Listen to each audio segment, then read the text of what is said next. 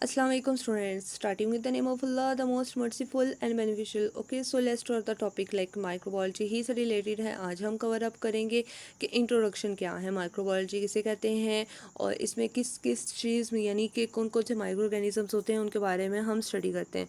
सो इसको स्टार्ट करते हैं. जैसे कि हम अगर बात करते हैं कि माइक्रो का क्या मतलब होता है, small. Micro mean small, bio mean life, logo mean study. ऐसी स्मॉल लाइफ के बारे में स्टडी जो हम नेक्ट आई से नहीं देख सकते यानी कि इंसानी आंख से नहीं देख सकते, तो हम किसका इस्तेमाल करते हैं, माइक्रोस्कोप यानी खुर्दबीन का इस्तेमाल करते हैं. क्लियर. ओके. ये किन के बारे में स्टडी होती है, स्टडी ऑफ ऑर्गेनिजम्स, ऐसे जो छोटे ऑर्गेनिजम्स हों. माइक्रो मीन क्या होता है, स्मॉल. छोटे जो ऑर्गेनिजम्स होते हैं, छोटी जो जानदार होते हैं, उनके बारे में हम क्या करते हैं, स्टडी करते हैं. स्मॉल ऑर्गेनिजम्स के बारे में स्टडी करते हैं. और माइक्रोबायोलॉजी में जो है वो मतलब इसको अगर डिफ़ाइन किया जाए तो ये डिवीज़न ऑफ बायोलॉजी है. इसमें हम किसका यूज़ करते हैं, माइक्रोस्कोप का, यानी कि माइक्रोस्कोपिक ऑर्गेनिज्म जो हैं उनके बारे में हम क्या करते हैं, स्टडी करते हैं. और ये ऐसी लाइफ होती है जो बहुत ही छोटी हो, नेक्ड आई से नज़र नहीं आते यानी इंसानी आंख से नज़र नहीं आते, तो हम किसका इस्तेमाल करते हैं, खुर्दबीन यानी माइक्रोस्कोप का इस्तेमाल करते हैं. इस वजह से इसको क्या कहा जाता है कि ये माइक्रोस्कोपिक ऑर्गेनिजम्स हैं. ओके. अब इनकी कुछ डिसिप्लिन्स यानी टर्म्स देख लेते हैं कि वायरोलॉजी किसके बारे में स्टडी होती है, वायरसेस के बारे में स्टडी होती है. बैक्टीरियोलॉजी बैक्टीरिया के बारे में स्टडी. माइकोलॉजी फंजाई के बारे में स्टडी. पैरासाइटोलॉजी पैरासाइट्स के बारे में स्टडी. फाइकोलॉजी यानी कि एलजी के बारे में स्टडी. ये एमसीक्यूज़ के लिहाज से भी इंपॉर्टेंट है. देन आ जाते हैं कि इसकी जो कुछ डिसिप्लिन लाइन्स होती हैं जितनी भी हमने कवर अप की, वो एक मतलब लिमिटेड नहीं स्टडी है. वो ऐसे इन्फेक्शन होते हैं, मतलब कुछ ऐसे माइक्रो ऑर्गेनिजम्स होते हैं जो हमारे लिए बेनिफिशियल होते हैं, कुछ हार्मफुल भी होते हैं जो इन्फेक्शन भी कॉज करते हैं. तो infectious disease causing micro organisms, उनके ऊपर भी जो है एक लिमिटेड स्टडी नहीं होती, बहुत अनलिमिटेड स्टडी होती है, ताकि हम जितने भी डिजीज़ हैं उनको देख सकें कि कौन कौन से डिजीज़, अगर ये फंजाई है तो वो फंगल इन्फेक्शन कॉज करते हैं, बैक्टीरिया है तो वो बैक्टीरियल इन्फेक्शन कॉज करते हैं, अगर वायरसेस हैं तो वो वायरल इन्फेक्शन कॉज करते हैं. क्लियर.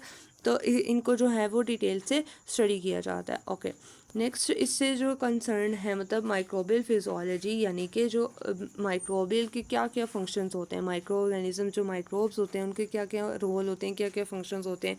अगर माइक्रोबियल को ग्रो करवाया जाए, माइक्रो ऑर्गेनिजम्स को ग्रो करवाया जाए, यानी कि माइक्रोब्स जो होते हैं उनको एक न्यूट्रिएंट, यानी जैसे हम लैब में काम कर रहे होते हैं तो उसमें क्या होता है, जो साइंटिफिक लैब्स होती हैं उनमें माइक्रो ऑर्गेनिजम्स यानी बैक्टीरिया फंजाई वायरसेस वगैरह को जो है एक न्यूट्रिएंट प्रोवाइड कर दिए जाते हैं, ताकि वो जो है ये एगर वगैरह होते हैं और ताकि वो ग्रो हो सकें, उनकी ग्रोथ करवाई जाती है. क्लियर.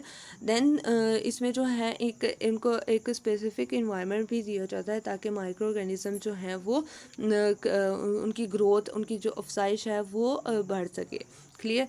और इसके अलावा जो है इनके मेटाबॉलिज्म यानी जो न्यूट्रिएंट प्रोवाइड कर दिए जाते हैं, जो इनको खुराक दी जाती है, वो एक कीमियाई अमल से गुजरते हैं.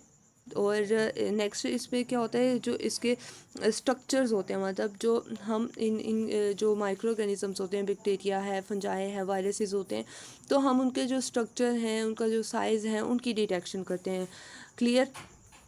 जो माइक्रोबियल जेनेटिक यानी कि या एवोल्यूशन होती है, यानी कि इसमें जो माइक्रो ऑर्गेनिजम्स हैं उनमें डीएनए आरएनए प्रेजेंट होता है.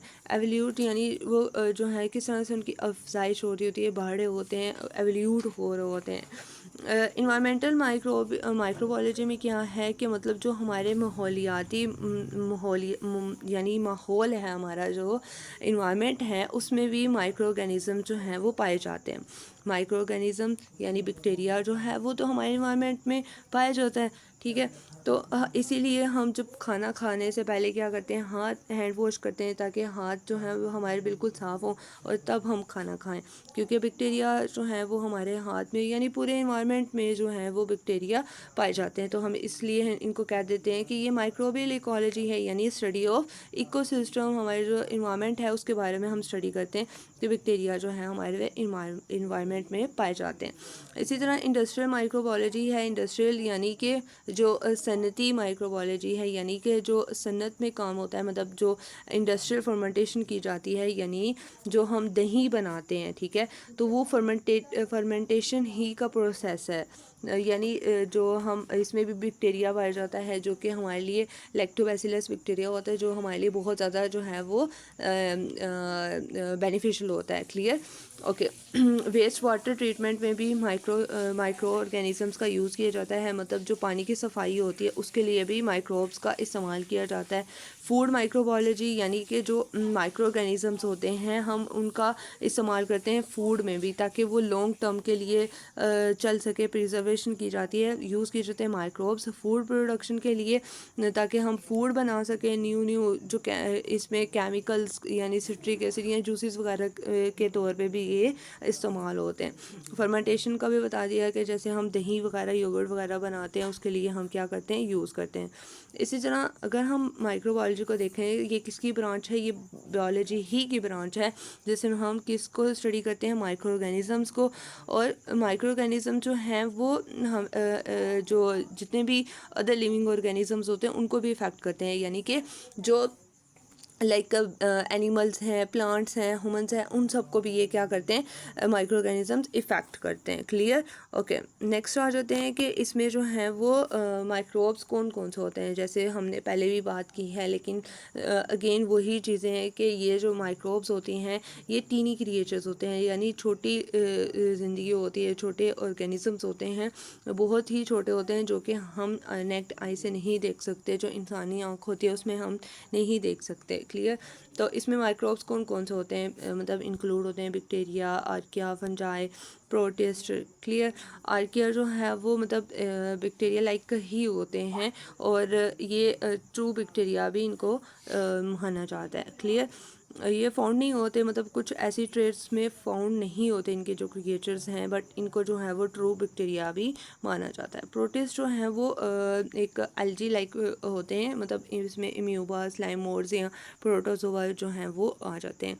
कुछ ऐसे मतलब जो वायरसेस हैं वो मेजर टाइप ऑफ माइक्रोब्स हैं, क्योंकि इसमें अभी भी कुछ डाउट्स हैं कि कुछ साइंटिस्ट का ये भी कहना है कि ये मतलब हमारे एनवायरनमेंट में तो पाए जाते हैं, लेकिन ये ऐसे होते हैं, ऐसी ज़िंदगी होती है जो कि मतलब लिविंग भी होते हैं, नॉन लिविंग भी होते हैं। फॉर एग्ज़ाम्पल यहाँ पे एक बात समझ लेते हैं, जो वायरसेस होते हैं वो हमारे इन्वायरमेंट में तो हैं, लेकिन देखें जैसे जो वायरसेस को अगर होस्ट मिल जाता है, कोई भी ह्यूमन, कोई भी एनिमल, जिसमें वो एक दफ़ा या इंजेक्ट हो जाए या वैसे इनटेक कर लिया जाए, मतलब माउथ के ज़रिए से वायरस अगर चला गया है, या जैसे कोविड आप गुड एग्जांपल ले सकते हो उसकी, तो वो क्या है कि 1% टू एनी अदर पर्सन क्या होता है, इन्फेक्शन कॉज होता है, मतलब वायरल इन्फेक्शन कॉज होता है। तो इसी तरह से ये क्या है कि मतलब तब तक ये ज़िंदा नहीं है जब तक वो उसको कोई होस्ट नहीं मिल गया।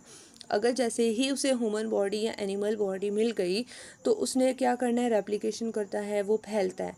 क्लियर? तो इसकी वजह से क्या होता है, जो वायरल इन्फेक्शन है वो थ्रू आउट द बॉडी या इंसान डेथ भी कॉज हो जाती है। क्लियर? ओके।